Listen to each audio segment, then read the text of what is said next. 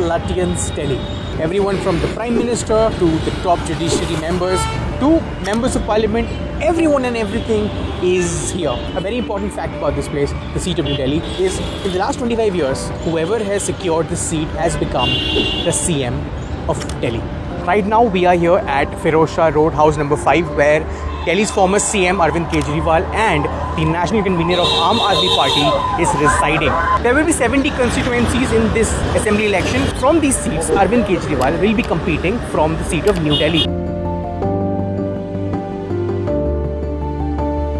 With this video, we want to help you understand and give you a very holistic and overall picture of what this election is about, what are the major issues that people are facing in Delhi, and what are those issues that will decide who the next CM of Delhi will be.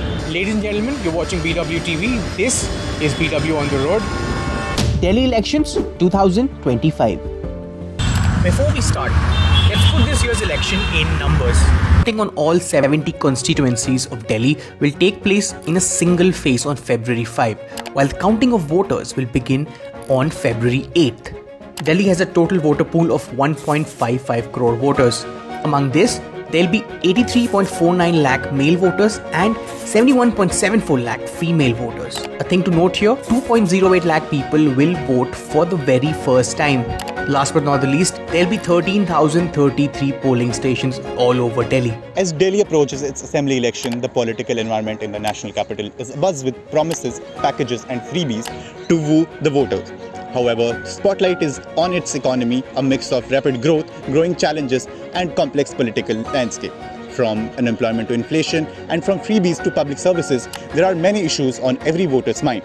Talking about Delhi's economy, it is estimated to have a nominal gross state domestic product of rupees 11,07,746 crore for 2023-2024.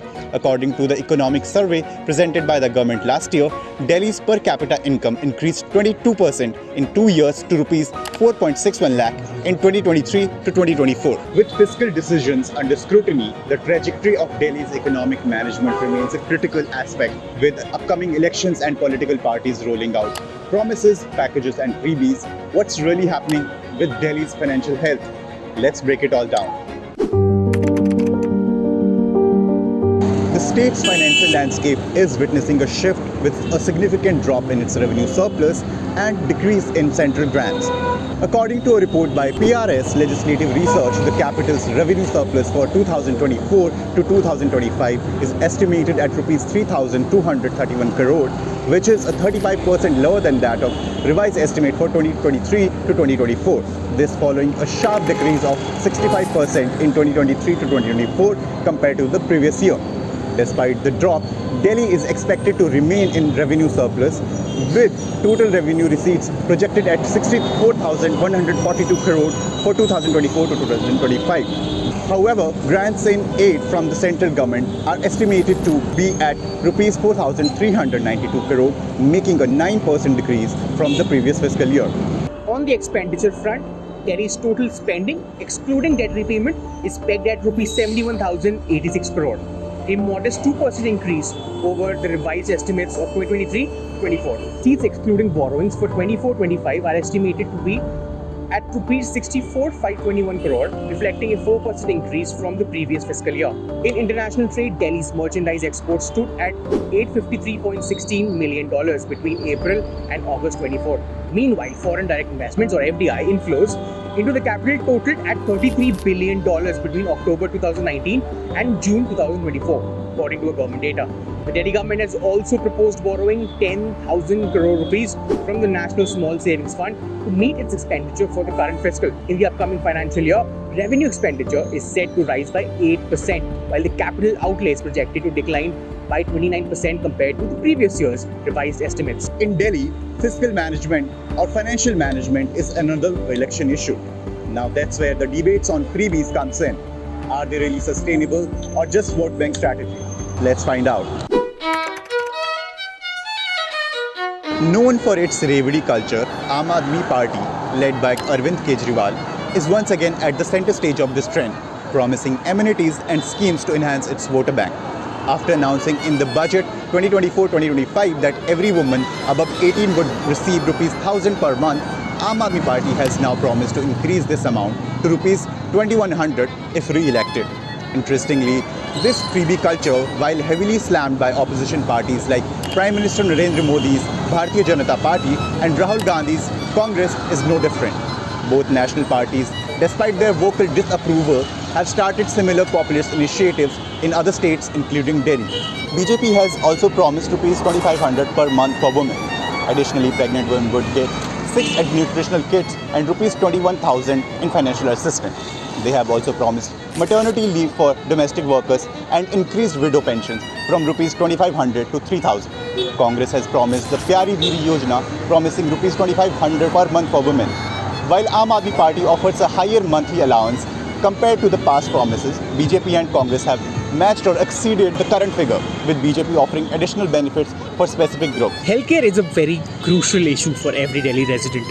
Under the Sanjeevani Yojana, AAP promises free treatment for senior citizens aged 60 and above in both government and private hospitals.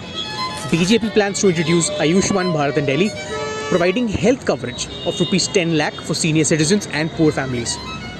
They also promise mobile health units in underserved areas.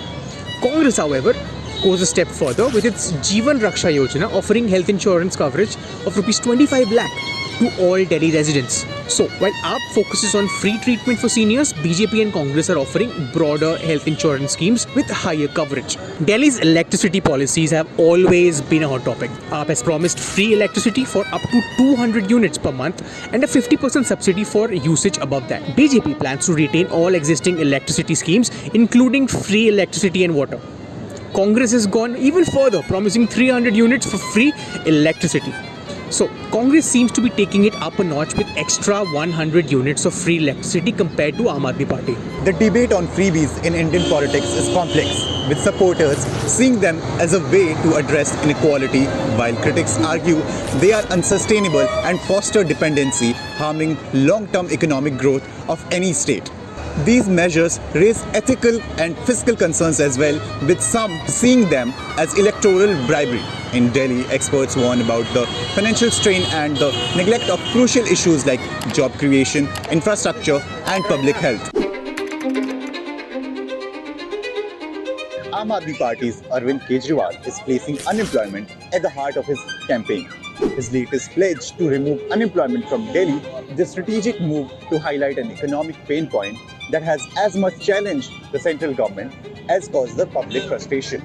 Data from the Center for Monitoring the Indian Economy, or CMIE, put unemployment in the country at 8% in November 2024. As per the central government's data, Delhi's unemployment rate drastically fell to 1.8% in January to March 24 from 3.3% in October to December 2023. Delhi's economic landscape is increasingly characterized by stark divide between rich and underprivileged neighborhoods.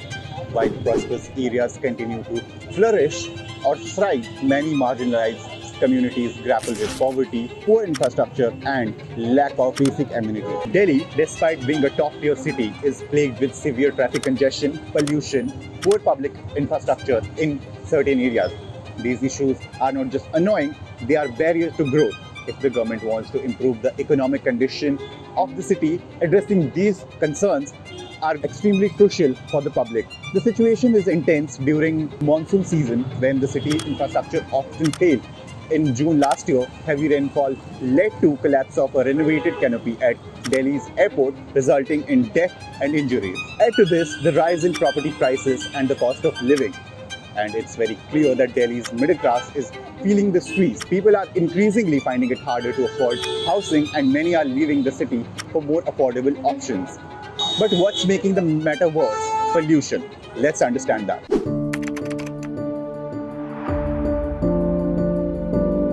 We just tried to get inside Delhi's biggest landfill, the Ghazipur landfill. We came here all the way from our offices to make a point.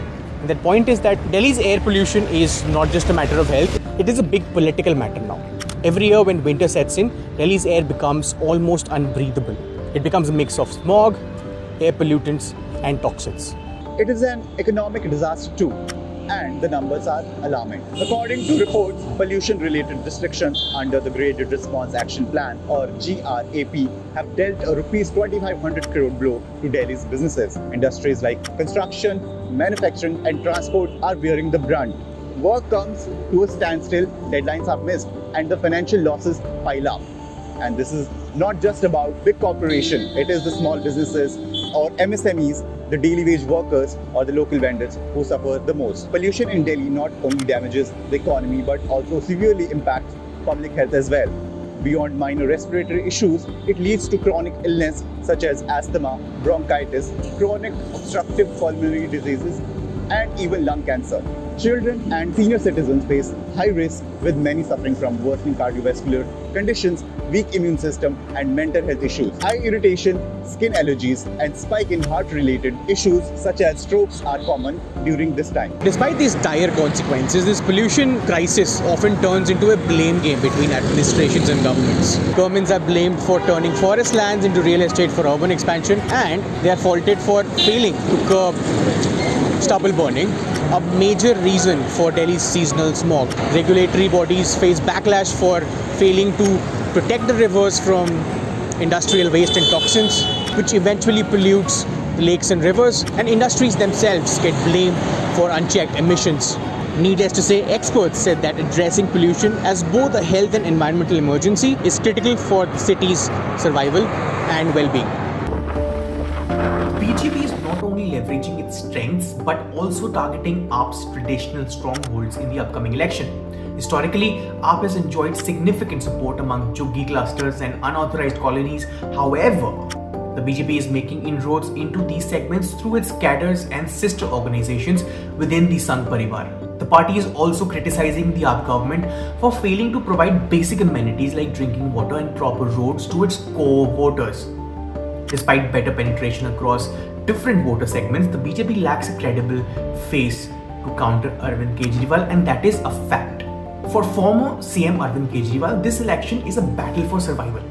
Many voters are dissatisfied with the scarcity of essential resources like clean water, poor road conditions, and whatnot. Additionally, several Aam Aadmi Party leaders are facing corruption charges, which tarnishes Kejriwal's anti-corruption crusader image. A key aspect to his political identity when he began his career back in 2014. AAP's education and health schemes, along with free electricity and water, have been successful in the last two elections, where they won 67 and 62 seats respectively. But the question remains, can they continue to be the factor for the voters to align with the Aam Aadmi Party, even when the opposition parties claim to offer the same and even enhanced version of AAP's welfareism schemes? Or can a victory once again, despite these assurances by the opposition, reiterate the credibility of Arvind Kejriwal's model of governance and brand of politics? For Congress, this election is a fight for survival. Its leaders and candidates are working hard to reclaim their lost voter base, especially in minority and Dalit pockets, where they are gaining some traction, by the way. The results on 8th February will reveal what Delhi's future holds. Until then, I think all we can do is vote and watch. Thank you so much for watching PWTV. For more such content, keep following and keep watching. I'll see you next time.